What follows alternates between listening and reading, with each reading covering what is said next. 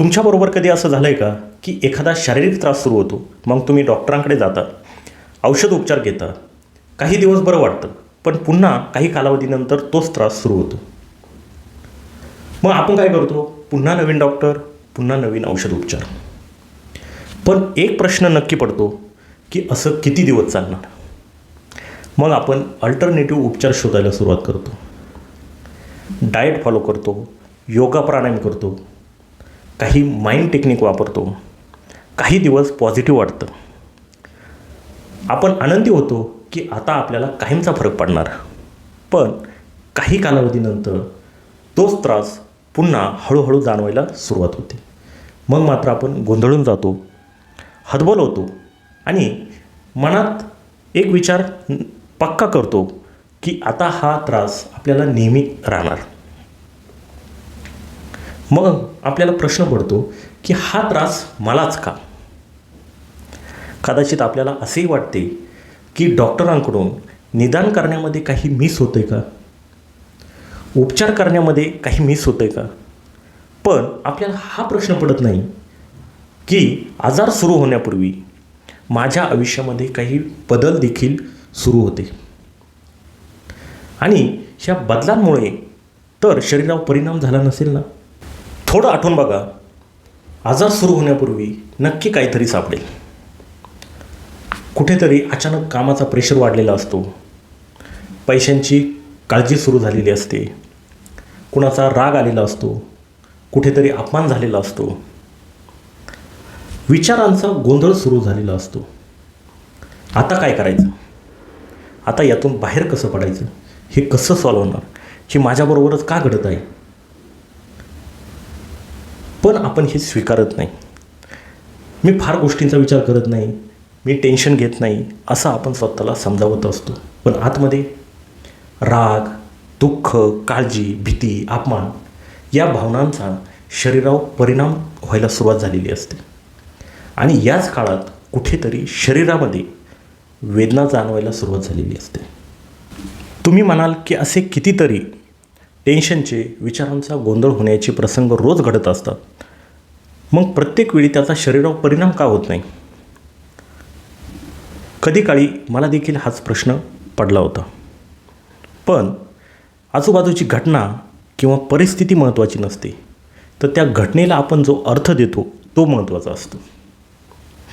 उदाहरणार्थ, एखाद्या घटनेमध्ये एखाद्या व्यक्तीला स्वतःचा अपमान वाटू शकतो, पण दुसऱ्या व्यक्तीला कुठेतरी मीच कमी पडतोय का काय असा विचार केलेला असेल. घटना एकच आहे, पण दोन व्यक्तींनी दोन अर्थ लावले. मग हा अर्थ कसा लावला जातो? तर प्रत्येकाच्या बिलीफनुसार. बिलीफ म्हणजे एखादा विश्वास किंवा एखादं मत निर्माण होणं. आणि बिलीफ तयार कसे होत असतात?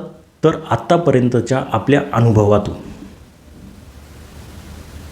अगदी लहानपणापासून आपण जे अनुभवलं आहे त्यातून हे बिलीफ तयार होत असतात. लहानपणी एखाद्या परिस्थितीमध्ये व्यक्ती कशा प्रकारे रिॲक्ट होत आहे, एखादी चूक झाल्यानंतर व्यक्ती काय रिॲक्ट होतो, आपल्याला त्यावेळी स्वीकारलं गेलं आहे की आपलं कंपॅरिझन केलं आहे, आणि यातून बिलीफ तयार होत असतात. म्हणजे आजच्या परिस्थितीमध्ये, घटनेमध्ये आपण त्या घटनेला किंवा त्या परिस्थितीला रिॲक्ट होत नसतो, त्या घटनेला आपण रिस्पॉन्ड करत नसतो, तर आपण आपल्या भूतकाळातील अनुभवाप्रमाणे रिस्पॉन्ड करत असतो. आजच्या परिस्थितीत आपण जुन्या अनुभवांप्रमाणेच रिॲक्ट होत असतो, आणि ते देखील अधिक तीव्रतेने, आणि म्हणून याचा शरीरावर परिणाम होत असतो. म्हणून कोणताही आजार बरा करायचा असेल तर फक्त शरीराकडे लक्ष देऊन थांबता येणार नाही. पण याचा अर्थ असा नाही की औषधोपचार गरजेचे नाहीत. पण औषधोपचारांबरोबर माझं शरीर मला काय सांगण्याचा प्रयत्न करत आहे, माझी लाईफस्टाईल कशी आहे, माझं डाएट कसं आहे, याबरोबरच माझा आत्ता विचारांचा गोंधळ काय सुरू आहे, त्यातील भावना काय आहेत हे ओळखणं. माझे जुने बिलीफ तर माझं आयुष्य चालवत नाही ना, हा प्रश्न स्वतःला विचारू शकता. आणि इथूनच बियॉन्ड दी मेडिसिनचा प्रवास सुरू होतो. मेडिसिनसोबत स्वतःला अधिक चांगल्या प्रकारे समजून घेण्याचा प्रयत्न. कारण हिलिंगचा प्रवास हा नेहमी माझ्याबरोबर हे का घडत आहे या प्रश्नापासून मी स्वतःला अधिक चांगल्या प्रकारे कसं समजून घेऊ शकतो या प्रश्नापर्यंतचा असतो. जर तुम्हाला देखील आजाराबरोबरच स्वतःला अधिक चांगल्या प्रकारे समजून घ्यायचे असेल तर मला या व्हिडिओच्या खाली कमेंटमध्ये हील असे टाईप करा.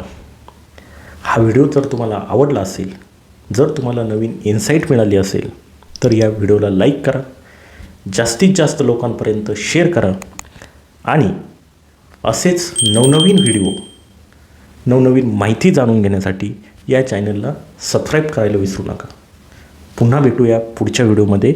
तोपर्यंत धन्यवाद.